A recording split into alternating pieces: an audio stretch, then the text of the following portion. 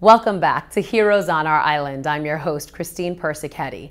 Now let's head to East Islip, where we meet the Zane family. When their son was diagnosed with such a rare syndrome that even the doctors didn't know much about, this family reached out to others like them and started an organization to promote research and education for the medical community and resources and support for families dealing with PKS.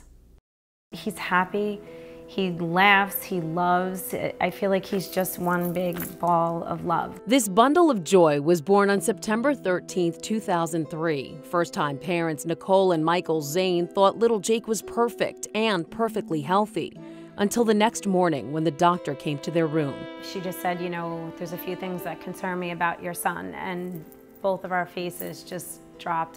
The tears, started right away. Doctors noticed Jake's soft spot on his head was too large, and they thought he had a cleft palate. He was transferred to a NICU in a different hospital, where tests revealed more physical anomalies, like low muscle tone, eyes slightly far apart, and a weak cry. And even though they knew something was wrong, 18 days later, Jake was released from the hospital without a diagnosis. Every single specialist, you follow up with this one in 3 months, and this one, and this one.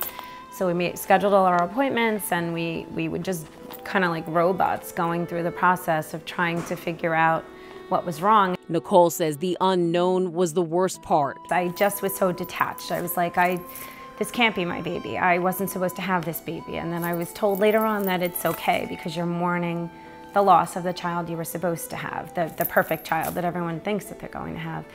And I cried every single day. He would go to work and I would cry, and I was just sad. It wasn't until Jake was 6 months old that doctors figured it out. It was one of those things, he was plugging things in, and eventually he said, it might be Pallister-Killian syndrome, which we never heard of, and looked it up and found one paragraph on a website, and 30 families were known to the medical community in the whole world at the time, so we were obviously a little nervous and freaked out. A genetic birth defect so rare, even the doctors didn't know much about it. It's really frustrating because you kind of, especially in the beginning when you were waiting, you wanted to know, you want the doctors to tell you what you're supposed to do. And we learned quickly that this wasn't going to be the case. And even though it was scary, it was a bit of a relief for Nicole.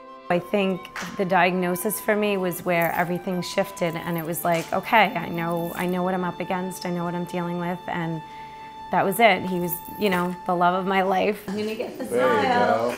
I'm gonna get it. He likes the foot rubs.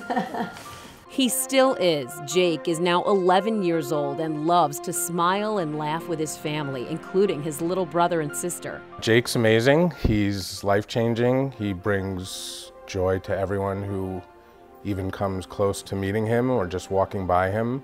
To this day, Michael says there are only 300 documented cases. He says Pallister-Killian syndrome has gone undiagnosed for a long time. That's kind of why we started the charity, because we need the medical community to at least know, so that if you don't have a diagnosis to write on that paperwork, wherever you are for therapy and help and insurance, you're in a much worse position. So it helps. The Zanes teamed up with families from across the world who have children with this syndrome to start the nonprofit PKSkids. The foundation raises money for research and to educate doctors to ensure children with PKS are diagnosed early on. We've definitely made an impact.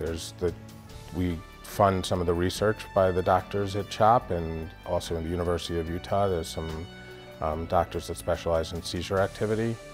There's been papers written about PKS. We met Dr. Pallister. PKSkids also helps families. We have a family fund, so if insurance doesn't cover something, anyone except board members can apply, and we try to help everyone if possible, all the way from iPads to standers and other devices that help the children. Jake's room is full of different equipment he needs, from a special bed to an oxygen tank and a shower chair. He also has different chairs for home, school, and feeding, and he has something called a stander, so he's not sitting all day long. The Zanes say it's not easy to get these things covered by insurance. Insurance just only goes so far. There was a time where they didn't cover hearing aids. Jake is completely dependent on others. Because of his seizures and sleep apnea, he has a nurse that watches him overnight. He has vision and hearing problems and can't talk or walk, but Nicole says the therapies he receives are helping. he's getting stronger. So we see progress, and I'll never give up on him. I feel like one day he will sit. He'll just do it on his own terms. He's gone through 13 surgeries in 12 years and has been hospitalized 11 additional times for various illnesses and seizure activity. Despite that, Nicole says he is more alert and responsive than ever. There's times we could be in a room and everyone, you know, someone says something funny and we all start laughing, and he's laughing right along with us. And I'm like, this kid understands, and he knows so much more than any of us or anyone can give him credit for.